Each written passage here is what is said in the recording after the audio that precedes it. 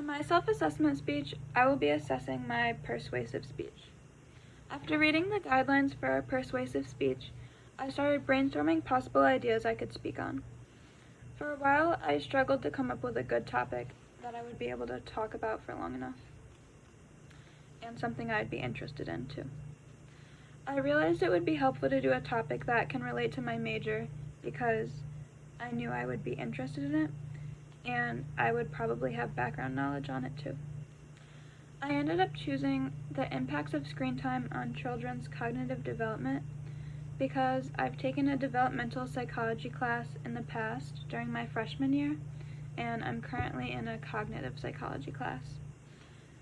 I also know that screen time is becoming more and more popular among children, and it's becoming normal for them to spend hours on it every day. And so I was really interested in learning more about the impacts that this is having on them and their development. So together, these classes that I took provided me with information about children's developmental processes, human cognitive processes, and brain functioning. And I combined that knowledge for my speech. Obviously, I wouldn't be able to make my entire speech based on background information alone, so I also did a lot of research to learn about my topic. I found scholarly articles on our library's database and other articles from Google. From reading these articles, it was clear to me that overuse of devices has very poor effects on children, specifically their cognitive development. So I knew I would be making my thesis argue the negative impacts. After finding my information and evidence, I chose 3 specific categories in children that excessive screen time negatively affects: mental health, sleep, and social behavior. These would be my main points. I also found ways we could prevent kids from partaking in prolonged screen time. So I separated my speech into 6 chunks, 3 of them being about those specific categories: mental health, sleep, and social behavior, and the way that overusage of screen time negatively affects them.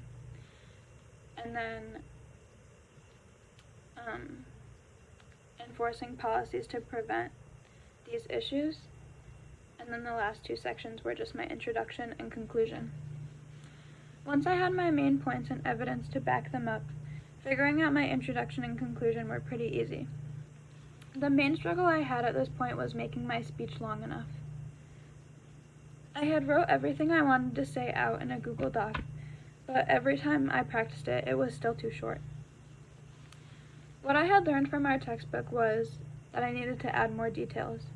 I remember it talked about explaining things in detail, in enough detail that your audience will be able to fully grasp the concept that you're speaking on, but not too much detail that you'll make your audience seem dumb.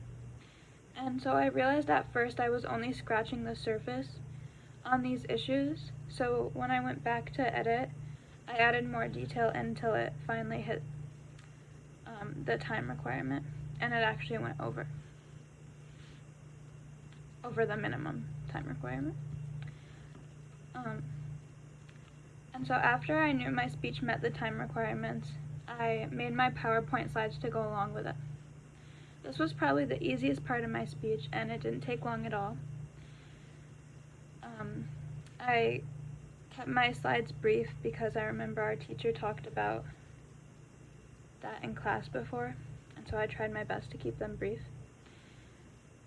And I used a different app to make pretty slides that kind of had images that go along with what I was talking about.